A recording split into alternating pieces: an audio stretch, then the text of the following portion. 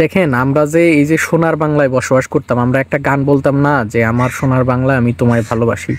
গ্রামের মেঠো পথ, ধান, সবজি সবকিছু নিয়ে আমরা কিন্তু সন্তুষ্ট ছিলাম। এই যে 16 বছর আওয়ামী লীগের শাসনামল ছিল, মানুষ কিন্তু অনেক বলছে যে এই 16 বছর আমরা আওয়ামী লীগের নেতাকর্মীর দ্বারা নির্যাতনের শিকার হয়েছি, আওয়ামী লীগের সবাইকেই চাকরি দিত, আওয়ামী লীগের সবাই ঘুষ বাণিজ্য করত, দেশটা একদম ভারতের কাছে বিক্রি কইরা দিত। দেখেন এগুলা কথা কিন্তু আসছে, কিন্তু দেখেন দিন শেষে আমরা কিন্তু নিত্যপণ্য বলেন, চাকরি বলেন, চাকরি কিন্তু আমরা পাইছি। চাকরি যে পাই নাই তা কিন্তু না, চাকরি কিন্তু মানুষ পরীক্ষা দিয়ে প্রাইমারি চাকরি, তারপরে আপনার বিসিএস ক্যাডার কিন্তু হইছে, তারপরে বিভিন্ন মন্ত্রণালয়ের চাকরি কিন্তু পাইছে।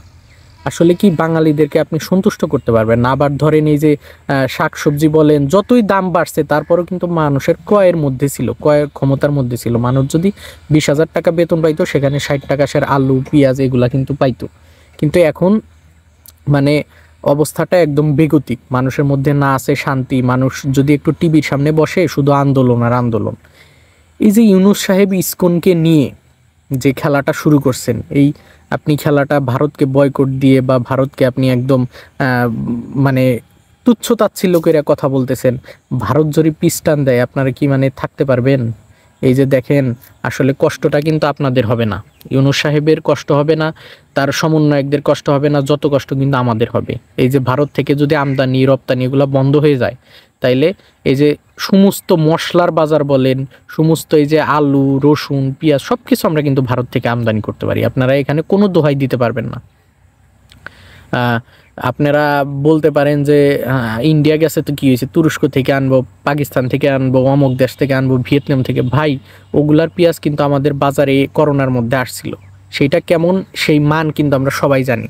আমরা বাঙালি, আমাদের ভারতের পেঁয়াজ আর আমাদের দেশে যে উৎপন্ন হয় এই পেঁয়াজই আমাদের স্বাস্থ্যের জন্য ভালো।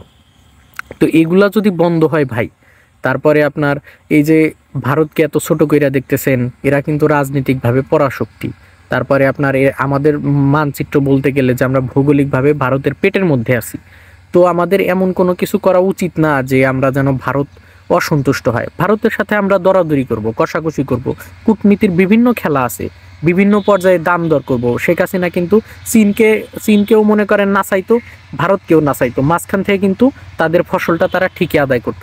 কিন্তু দেখেন এই সরকার মনে করেন যে শুধু আন্দোলন, কিভাবে ভারতের সাথে মনে করেন ভারতকে ত্যায্যপুত্র করা যাবে, অন্য দেশকে কিভাবে ঘায়েল করা যাবে, আমেরিকাকে কিভাবে দেশ দিয়ে দিতে হবে, এগুলা চিন্তায় আছে। ভাই, এগুলা আসলে পরিণতি ভালো হবে না।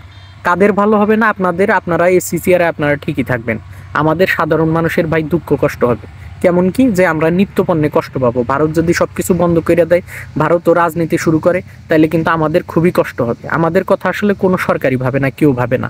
ওই যে বলে না যে আওয়ামী লীগের আমলে আমরা যত কিছুই হোক তাও কিন্তু আমরা দুমুঠো ভাত পাইতাম, শান্তিতে থাকতে পারতাম। এখন আপনি সাধারণ মানুষের ঘরে খোঁজ নেন, মানুষের মধ্যে শুধু আহাজারি পাইবেন, মানুষ শান্তিতে নাই। সব নিত্যপণ্যের দাম বেড়ে গেছে, আলু লাউ পেঁপা পর্যন্ত মনে করেন যে অবস্থা খারাপ। তো আপনি কাদেরকে দোষ দিবেন? এত কিছুর পরে আসলে রাজনীতির আর কোনো কিছু থাকে না। আমার মনে হয় যে ভারতকে আমরা যেইভাবে দেখি, আমার মনে হয় তাদের সাথে যদি আমরা পজিটিভভাবে রাজনীতি করি, তারাও আমাদের পজিটিভ রাজনীতি দিবে। তারা তো খারাপ, এটা তো আমরা আগে থেকেই জানি, কিন্তু তারে যদি আপনি মনে করেন যে খোঁচাইতে যান, সে কিন্তু মনে করেন যে কামড় দিবে। তো এইটা মনে রেখে আমাদের আসলে রাজনীতি করা উচিত। মানে এমনি মনে করেন যে কুত্তা কামড় দিল, তার উপর যায় যদি আপনি কামড় দেন, তাইলে কিন্তু হিতে বিপরীত হয়।